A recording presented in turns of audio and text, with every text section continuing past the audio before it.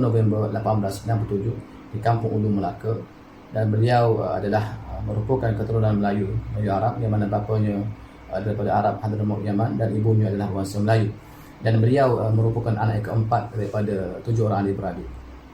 Dan ketika beliau berumur 7 tahun, beliau telah berpindah ke Pulau Penyengat Riau, dan di sana beliau telah diambil sebagai anak angkat oleh Raja Ali, dan bersama Raja Ali beliau belajar tentang asas bahasa Melayu, bahasa Arab dan juga asas pengajian Islam. Dan beliau juga bersama bapa saudaranya telah pergi ke Kelantan dan Terengganu untuk belajar di pondok di sana. Namun beliau tidak meneruskan pengajian di sana kerana beliau tidak setuju dengan sistem pondok ketika itu, yang mana bagi beliau lebih menekankan aspek hafalan. Dan beliau berpeluang pergi ke Timur Tengah seperti Mesir dan juga Mekah ketika menemani kerabat Raja Riau dan juga Terengganu untuk menunaikan ibadah haji di Mekah. Dan di Mesir beliau mula mengenal tentang idea pembaharuan, terutama yang dibawa oleh Syekh Muhammad Abduh melalui pembacaan beliau seperti majalah Al-Mana, Risalah Tauhid dan juga Tafsir Al-Mana yang ditulis oleh Syekh Muhammad Abduh.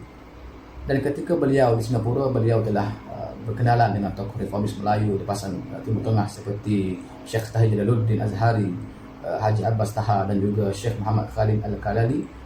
Dan mereka ini telah menerbitkan majalah seperti Al-Ikhwan, majalah Saudara dan juga majalah Al-Iman, dengan harapan untuk menyebarkan adik-adik pembaharuan seperti tentang pembelaan bagi wanita, pembasmian kemiskinan, juga tentang menegur pemimpin, dan juga tentang membasmi kesyirikan dan juga bid'ah yang berlaku dalam masyarakat Melayu yang bertentangan dengan ajaran Islam.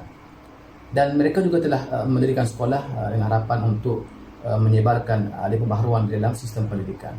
Dan di antara sekolah yang masih ataupun madrasah yang masih kekal sehingga kini yang dibubuhkan oleh Syekh Al-Hadi ialah Madrasah Al-Masyhur yang terletak di antara sebab mengapa bangsa Melayu tidak maju dan juga tidak memahami agama dengan sempurna menurut pandangan Syekh Al-Hadi adalah sikap berurusan mereka dengan akal.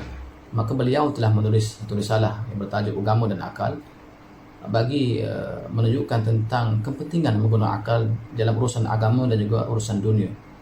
Dan beliau juga telah memberikan pendapat tentang bagaimana satu ibadah itu seperti solat, puasa dan sebagainya itu tidak hanya dilihat dari aspek teologi semata-mata, bahkan dilihat juga dari segi peranan sosialnya. Dan ketika beliau bercakap tentang kemerdekaan akal, maka beliau dengan tegas menyatakan bahawa wahyu dan akal tidak sama sekali bertentangan.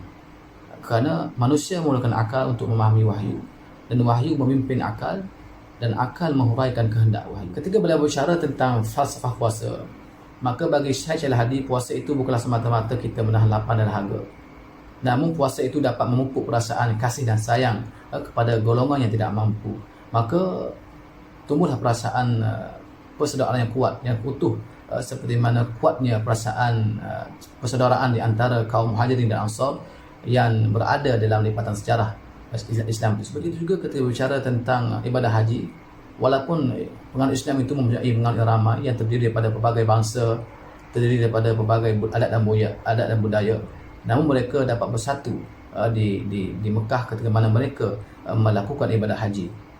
Dan ketika perhimpunan yang besar itu, mereka semua adalah sama di sisi Allah Taala, mereka memakai pakaian sama, dan itulah sebenarnya hakikat manusia di sisi Allah Taala. Yang membezakan mereka hanyalah amal dan takwa mereka. Seperti mana Allah sebut dalam Quran, inna akramakum indallahi atqakum. Orang yang paling bertakwa di antara kamu ialah orang yang paling mulia di antara kamu ialah orang yang bertakwa. Sebagai penutup, Al-Hadi perjuangan Al-Hadi sudah tentu dengan kritika yang tajam mendapat tentangan hatta daripada pembesar Melayu dan juga bangsa Melayu sendiri.